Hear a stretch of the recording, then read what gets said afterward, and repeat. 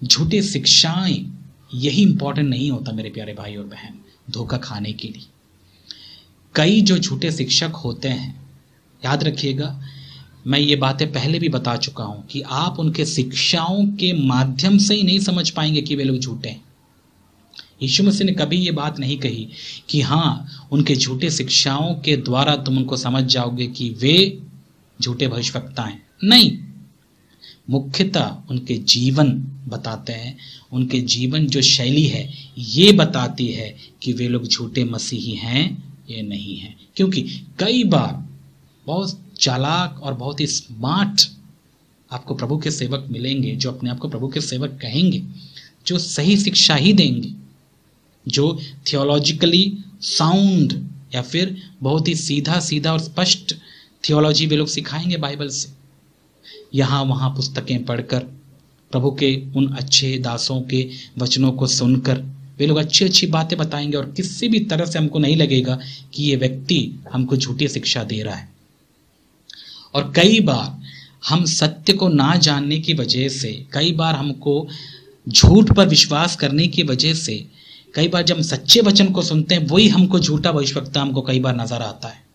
लेकिन याद रखिएगा, शिक्षाओं के आधार पर ही हम इन झूठे मसीहों को नहीं समझ पाएंगे। यीशु मसीह ने क्या कहा? तुम उनके फलों के द्वारा पहचानोगे। फलों के द्वारा मतलब जो उनके जीवन से प्रकट होंगे, उनके साथ रहने पर आपको समझ में आएगा। और यही बातें हमको गौर करना है। जिस जिस कलीसिया में आप जाते हैं वहां पर जो विश्वासी हैं, वहां के जो शिक्षक है, केवल हम उनके शब्दों पर ध्यान ना दें। कई बार हमको लगता है कि जो झूठे शिक्षक होते हैं वे लोग अपना बखान या अपने आप को अपने शब्दों से प्रकट करते हैं। हाँ, उनके शब्द इंपॉर्टेंट हैं। कई बार झूठी शिक्षाओं के द्वारा भी अपने आप को प्रकट करते हैं। याद रखिएगा, जो हमारे अंदर होता है वो बाहर आता जरूर है, लेकिन उसी बात पर आप मत टिके रहिए। आप उनके जीवनों को या जीवन के अलग दूसरे हिस्सों को भी आप देखिए, परखिए उनका जीवन कैसा है, उनका बाहर के लोगों के साथ में यानी अविश्वासियों के साथ में व्यवहार कैसा है, परिवार के साथ में उनका व्यवहार कैसा है, कलीसिया के लोगों के साथ में उनका व्यवहार कैसा है, पैसे के मामले में या सेवा करने के मामले में उनका नजरिया कैसा है। इन बातों को आप परखिए, क्योंकि मैं ये बात समझता हूं कि कई बार शैतान इतना ज्यादा धोखेबाज होता है, कई बार सही शिक्षाओं के द्वारा ही वे लोग कई लोगों को धोखा देता भी है। समझिए इस बात को, सही शिक्षाओं के द्वारा भी वो कई बार लोगों को धोखा देता है। क्यों? कई बार हमको शिक्षा सही लगती है लेकिन वो व्यक्ति सही नहीं होता, और ये संभव है। शिक्षा देखकर हम कभी भी एक व्यक्ति को जज नहीं कर पाएंगे कि वो कौन है, क्या है। उदाहरण मैं बताऊं आपको, स्कूल में जब हम जाते हैं, हमारे स्कूल में बहुत सारे विषयों के अलग अलग शिक्षक होते हैं। जब वे पढ़ाते हैं, माय गॉड क्या पढ़ाते हैं, बहुत अच्छे तरीके से, बहुत ही ऐसा पढ़ाएंगे जैसे आपको एक बार में समझ में आ जाता है। कई शिक्षक ऐसे होते हैं। मैं जब पढ़ रहा था स्कूल में, मेरे भी बहुत सारे ऐसे शिक्षक थे। जब वो पढ़ाते हैं बहुत अच्छी बातें बताते हैं, लेकिन उनका जो व्यक्तिगत जीवन है वो यदि आप जाके देखें तो आपको नर्क से कोई कम नहीं लगेगा। आप इस बात को याद रखिएगा। सिखाने में और जीने में बहुत फर्क होता है, और बहुत से कम लोग होते हैं जो केवल विषय सिखाते हैं, जीवन से वे लोग कभी नहीं सिखाते। याद रखिए, समझ में आ रहा है? फॉर एग्जाम्पल, यदि आपने स्कूल में एक मैथ टीचर को देखा जो कि बहुत अच्छे मैथ्स के कंसेप्ट को समझा सकते हैं, मैथ्स के बारे में अच्छे तरीके से आपको सिखा सकते हैं, ऐसा आपको सिखाएंगे कि आपको 100 में 100 भी मिल जाए। लेकिन ये वही व्यक्ति होगा जो व्यभिचार से पीड़ित हो, व्यभिचार की आत्मा से पीड़ित हो, एक नंबर का लालची हो, धोखेबाज हो, पैसे के मामले में एक नंबर का क्या वो चालबाज हो। बहुत सारी चीज़ें उसके पर्सनल या व्यक्तिगत जीवन में होंगी, लेकिन क्या वो देखते हैं हम लोग? वो नहीं देखते हैं, क्योंकि हमको उनके पर्सनल चीज़ों से कोई लेना देना नहीं है। लेकिन यही बात है उस व्यक्ति को हमारे सामने प्रकट करती है, बताती है कि व्यक्ति दरअसल कौन है। तो विषय को देखकर प्रभावित मत होइए, उस विषय में उसकी निपुणता को देखकर हमें प्रभावित नहीं होना। वैसा ही कई बार क्या होता है, बाइबल के जो शिक्षक भी होते हैं, जो हमको वचन सिखाते हैं, वे बाइबल के ज्ञान में निपुण होते हैं। क्यों? क्योंकि जैसे भी स्कूल में लोग पढ़ के आते हैं, वे भी अलग अलग जगहों में पढ़ के ही आते हैं, और ज्ञान में वे निपुण होने की वजह से हम उनकी निपुणता पर ही उन निपुणता को देखकर हम आकर्षित हो जाते हैं। हम बोलते हैं वाह, इस व्यक्ति को बहुत ज्यादा ज्ञान है और यही तो प्रभु का सच्चा दास है। ऐसी कुछ बातें हम फरीसियों और सदूकियों के जीवन में देखते हैं, विशेष करके फरीसियों के जीवन में। उनकी शिक्षा में कोई खोट नहीं था। यदि आप देखें, पढ़ें, यीशु मसीह ने कभी भी उनके शिक्षा में कोई खोट नहीं निकाला। यदि यीशु मसीह ने शिक्षा में खोट यदि किसी का निकाला, वो सदूकियों के बारे में था, क्योंकि वे लोग पुनरुत्थान के बारे में विश्वास नहीं रखते थे। मतलब कि अंत में परमेश्वर के वचन यानी यीशु मसीह के द्वारा सारे मानव जाति का पुनरुत्थान होगा, इस कंसेप्ट या इस विचार को वे लोग विश्वास नहीं रखते थे, और इसीलिए ये उनकी शिक्षा गलत थी। और इस शिक्षा को लेकर यीशु मसीह ने टोका हमको। लेकिन फरीसियों के बारे में हम कुछ ऐसा नहीं पढ़ते हैं, कुछ ऐसा नहीं देखते हैं। यदि आप फरीसियों के बारे में पढ़ें, यीशु मसीह ने कभी उनकी शिक्षा को लेकर उनको नहीं टोका, लेकिन सबसे ज्यादा संघर्ष यदि यीशु मसीह ने किसी के साथ या किसी समूह के साथ किया, वो कौन सा समूह था? सदूकी नहीं थे। सदूकी बाद में, पहले थे फरीसी। फरीसी क्यों? उनकी शिक्षा तो सही थी। फिर क्यों? शिक्षा सही थी, लेकिन उनका जीवन उस शिक्षा के आधार पर नहीं था। वे जीते अलग, जीते कुछ और, वे लोग बोलते या बताते या शिक्षा कुछ और देते थे। उनकी शिक्षा उनके जीवन से मैच नहीं होती थी। तो सबसे ज्यादा खतरनाक कौन होते हैं? जिनकी शिक्षा सही होती है और उनका जीवन वैसा नहीं होता। ये बात हमको गौर करना मेरे प्यारे भाई और बहन। कई लोग हैं जो बाइबल के कंसेप्ट्स को बहुत ही अच्छे से, बाइबल के डॉक्ट्रिन्स या फिर बाइबल के सिद्धांतों को भली भांति वे लोग समझा पाते हैं, लेकिन वे वो हैं जो कभी अपने व्यक्तिगत जीवन से सिखा नहीं पाते। वे अपने व्यक्तिगत जीवन से कभी कलीसिया को नहीं सिखाते, वे असफल हो जाते हैं। और मैं ये विश्वास करता हूँ कि जो अपने व्यक्तिगत जीवन से परमेश्वर के वचन को नहीं सिखा पाता, वो सच्चा मसीह नहीं हो सकता, वो सही प्रचारक भी नहीं हो सकता।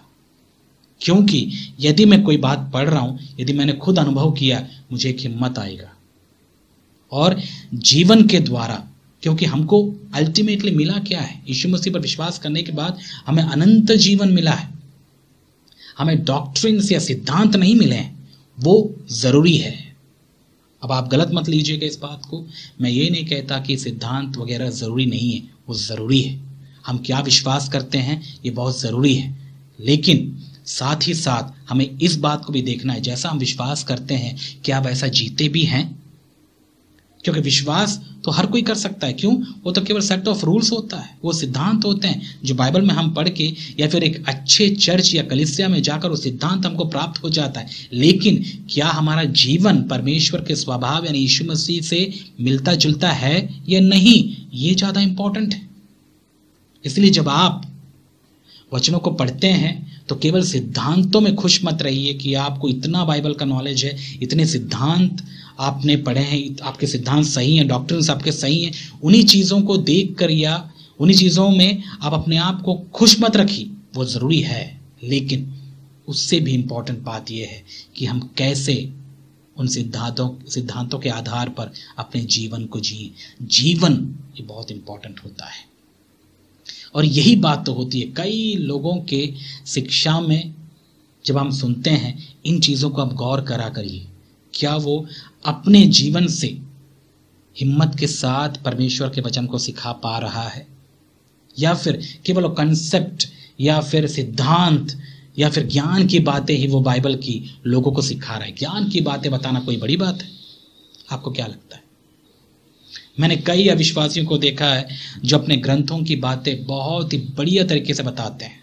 वो बताते हैं हमारे ग्रंथ में ये लिखा, हमारे ग्रंथ में वो लिखा, हम ये विश्वास करते हैं, हम वो विश्वास करते हैं, लेकिन उनके जीवनों को देखो, एक नंबर के लालची, व्यभिचारी और हर प्रकार के गंदगी से पीड़ित और हारे हुए होते हैं लोग। कैसे भी कह सकते हैं कि हम ऐसा विश्वास करते हैं, वैसा विश्वास करते हैं। और जैसे कि मैंने आपको बताया, उस सेक्युलर स्कूल के टीचर के समान जो मैथ का अच्छा ज्ञाता होकर भी घर में जाकर नशा करता हो, घर में जाकर गाली गलौज करता हो, लेकिन मैथ के बारे में पूछो नंबर 1 है। हो सकता है वो स्टेट या नेशनल लेवल में भी नंबर 1 हो। ऐसे लोग भी होते हैं। वैसे ही बाइबल के कई ज्ञाता होते हैं जो बाइबल का बहुत ही ज्ञान रखते हैं, लेकिन उनका जीवन यदि आप देखो तो अविश्वासी से भी बदतर होता है। अब आप उन्हें क्या बोलेंगे? क्योंकि हमारा ध्यान तो उनकी शिक्षा पर था, उनके जीवन को तो हमने कभी गौर नहीं किया, और इसी वजह से कई लोग धोखा खाते हैं। याद रखिएगा, मैं आपको ये बात बार बार आपको चिता रहा हूं, बता रहा हूं। उनके जीवनों को देखिए, उनके फलों को देखिए, उनके जीवन कैसा है, उनका व्यक्तिगत जीवन कैसा है, उनका पारिवारिक जीवन कैसा है। अब आप बोलेंगे ये सब चीजें हम कैसे देखें? याद रखिएगा, आप जब किसी वचन को सुनते हैं, ये सब बातें ऑटोमेटिकली उनके जीवन से कहीं ना कहीं से आपको बाहर आएगा। और मैं ये बात समझता हूं, यदि आप एक पवित्र आत्मा से भरे हुए व्यक्ति की वचन सुन रहे हैं और आप में भी वही प्रभु का आत्मा है, तो आपको नहीं लगता कि हम दोनों में परमेश्वर की आत्मा होने की वजह से जो विचार मैं आपको बता रहा हूं या फिर जो वचन मैं आपको सुना रहा हूं, वो वचन आपके अंदर आत्मा होने की वजह से वो वचन आपके लिए भी सच या गलत आपको पता चलेगा? मैं इस बात को ऐसे समझता हूं, क्योंकि जब मैं किसी के वचन सुनता हूं, मैं केवल उनके वचन नहीं सुनता हूं, मैं हमेशा उनकी आत्मा को परखने की कोशिश करता हूं कि वो किस आत्मा से ये बातें अपने लोगों को सिखा रहे हैं। किस आत्मा से? क्या वो पवित्र आत्मा के द्वारा सही शिक्षा आ रही है, या फिर उस व्यक्ति के खुद की आत्मा की तरफ से ये सही शिक्षा आ रही है, खुद की समझ या खुद की बुद्धि, जो कि शैतान का ही रूप है। ऐसा भी कई लोग सिखाते हैं। बढ़िया स्पष्ट टीचिंग या शिक्षा वो लोग देते हैं, लेकिन अपनी समझ के अनुसार, अपने इंटेलिजेंस की बदौलत पवित्र आत्मा के द्वारा वे लोग नहीं देते हैं। और हम क्या विश्वास करते हैं? हम ये विश्वास करते हैं कि जब भी कोई प्रभु का सेवक वचन सुनाए तो अपनी बुद्धि, अपनी समझ ना लगाएं, अपना टैलेंट ना लगाएं, और अपना स्किल या निपुणता या बोलते हैं ये क्या बोलते हैं उसके स्किल्स, या हो सकता है जो उनके टैलेंट या प्रतिभाएं, ये ना लगाएं। ये बात की बातें हैं, लेकिन मुख्यतः हमको ये देखना है कि वो व्यक्ति कितना प्रभु की आत्मा में होकर हमें सिखा रहा है। और ये बातें वही समझ सकते हैं जो खुद पवित्र आत्मा से भरे हुए हों। इसलिए मैंने कई बार देखा है, कई विश्वासियों को ये बातें जो हम सुन रहे हैं, जो मैंने भी उनको बताया, ये बातें उनको हजम नहीं होती। कई बार मैंने देखा है, यदि मैंने उनको ये सिखाया या बताया कि हमें कुड़कुड़ाना नहीं चाहिए, यदि मैंने उनको ये सिखाया कि हमें गंदी चीज़ें नहीं देखना चाहिए, तो आप बताइए इन बातों को अप्रिशिएट करना चाहिए या इन बातों का विरोध करना चाहिए? मैंने कई बार देखा है, कई जो लोग हैं ऐसे संदेश वे सुनना पसंद नहीं करते। इससे क्या समझ में आता है? इसका मतलब ये है कि वो ऐसी चीज़ों से प्रेम रखते हैं, इसलिए तो उनको दुख होता है। जो गलत कामों से प्रेम रखते हैं उनको ही तो दुख होता है जब वे सच सुनते हैं। इसी से हमको समझ में आता है। लेकिन जो सच से प्रेम रखते हैं, जो प्रभु के हैं, वे लोग सच को सुनने के बाद वे कभी दुखित नहीं होंगे, वरन वे लोग और भी सच को सुनने की कोशिश करेंगे, क्योंकि वहीं पे उनका इलाज है। वे लोग बदलते हैं वहां पर। इसी से मुझे समझ में आता है कि कौन प्रभु का है और कौन प्रभु का नहीं है। प्रभु के लोग हमेशा सच को सुनने की इच्छा रखेंगे, लेकिन जो प्रभु के नहीं है, जो गलत या पाप से प्रेम रखते हैं, वे लोग कभी सच्चे वचन या सच को सुनने की इच्छा नहीं रखेंगे। फिर वे क्या सुनेंगे? वे लोग अपने मन की इच्छाओं के अनुसार अपने शिक्षकों को बटोर लेंगे, जैसा कि वचन सिखाता भी है। मैं आपसे पूछना चाहता हूं मेरे प्यारे भाई और बहन, बताइए कि आप सच से प्रेम रखते हैं? आप कैसे वचन सुनना पसंद करते हैं? आपके मन के अनुसार या परमेश्वर के मन के अनुसार? बताइए। और याद रखिएगा, यदि आप अपने मन के अनुसार वचनों को सुनने की उम्मीद रखते हैं तो आप गलत जगह पर हैं। फिर आपको अपने मन के अनुसार प्रचारकों को या फिर शिक्षा देने वालों को चुन लेना चाहिए, ताकि वो आपके मन के अनुसार, आपको जैसा मन को भाए, आपको मसाज करते हुए आपको ये वचन सुनाएंगे, आपको बड़ा आनंद आएगा। लेकिन यदि आप सच से प्रेम रखते हैं, सच में बढ़ना चाहते हैं, तो आप सही जगह पर हैं, आप प्रभु के वचनों को सीख पाएंगे।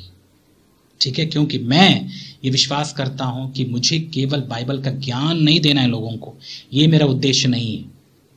बाइबल का ज्ञान जरूरी है, लेकिन ये मेरा काम नहीं है, ये सेवा प्रभु ने मुझे नहीं दी है।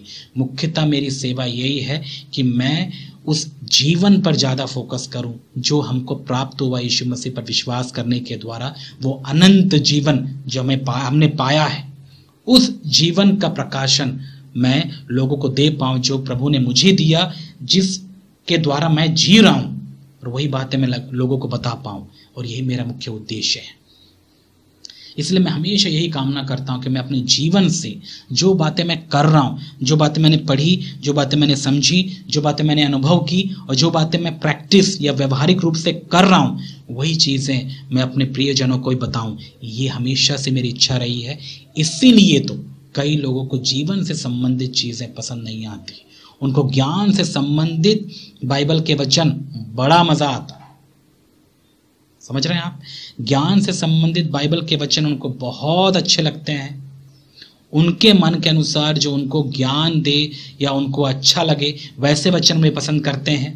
लेकिन जब बात आती है यीशु मसीह के समान जीने की, वैसे वचन वे लोग पसंद नहीं करते हैं, क्योंकि वो वचन यीशु मसीह के स्वभाव में से होकर निकलते हैं। और चूंकि वे लोग यीशु मसीह के स्वभाव को खुद पसंद नहीं करते हैं, ऐसे वचन वे लोग नहीं सुनते हैं।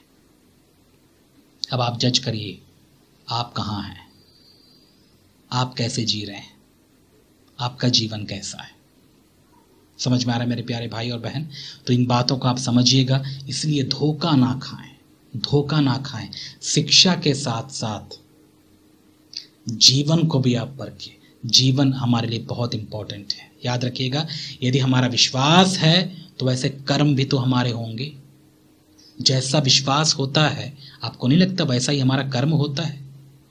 हम यदि यीशु मसीह पर विश्वास रखे हैं तो आपको क्या लगता है जो हमारे कर्म होंगे, क्या वो शैतान जैसे होंगे? बिल्कुल नहीं। यदि हमारा विश्वास यीशु मसीह पर है तो हमारे कर्म भी यीशु मसीह जैसे ही होंगे। सिंपल। यही तो विश्वास और कर्म का जो रिश्ता है, जो हम नए नियम में पढ़ते हैं। विश्वास के द्वारा हमारा उद्धार हुआ, लेकिन हमारे कर्म फिर कैसे होंगे? यीशु मसीह के अनुसार होंगे।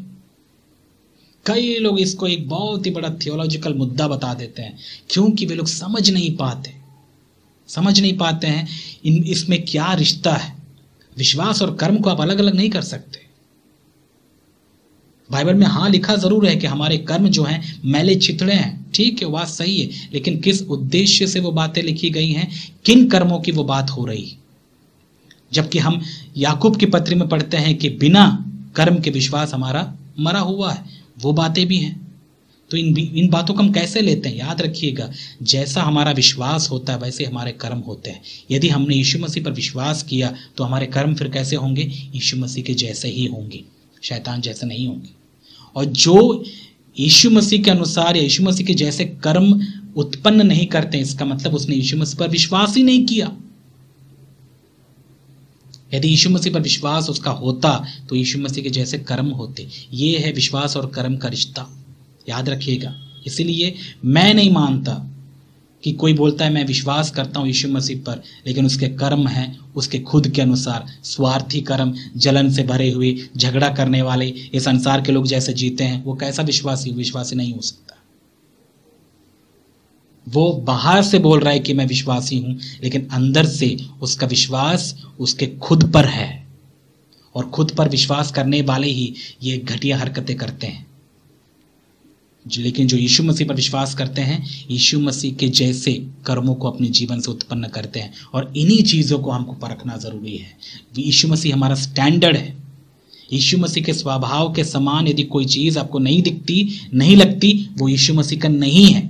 इसीलिए यूहन्ना के पत्री में हम क्या पढ़ते हैं कि जिसके कर्म और जो धर्मी है वो अपने धर्म के काम प्रकट करता है। यीशु मसीह के समान वो जीता है। क्यों? उसमें वही आत्मा है जो यीशु मसीह में था। समझ में आ रहा है मेरे प्यारे भाई और बहन? तो इन बातों को आप जानिए, समझिए, मजबूत होइए। और इसीलिए मैं आपको बार बार फिर से ये बात बता रहा हूँ कि आप विश्वास के साथ साथ प्रैक्टिकल चीज़ों पर भी गौर करिए, जीवन पर भी फोकस करिए। इससे कोई फर्क नहीं पड़ता कि आप कितना विश्वास करते हैं। क्यों? आप बोल सकते हैं हाँ मैं विश्वास करता हूं प्रभु पर, लेकिन वह दिखाइए कैसा विश्वास है आपका। कैसे पता चलेगा कि आपको विश्वास है? आपके कर्म तो बताएंगे। ठीक है, तो इस बातों में या इन बातों में आप कंफ्यूज ना होएं। जैसा हमारा विश्वास होगा वैसे हमारे कर्म होंगे। यदि हमारा विश्वास खुद पर है, खुद के कर्म हमारे जीवन से उत्पन्न होंगे। यदि कोई सांसारिक लोगों पर विश्वास करता है या संसार के ईश्वरों पर विश्वास करता है, उनके कर्म भी वैसे ही होंगे। लेकिन चूंकि हम यीशु मसीह पर विश्वास करते हैं तो हमारे कर्म यीशु मसीह जैसे होंगे। वही प्रेम, सत्य, दीनता, नम्रता, ये सारे गुण हमारे जीवन से निकलेंगे और इन्हीं गुणों के द्वारा ही हम समझ पाएंगे कि कौन प्रभु का है और कौन प्रभु का नहीं है।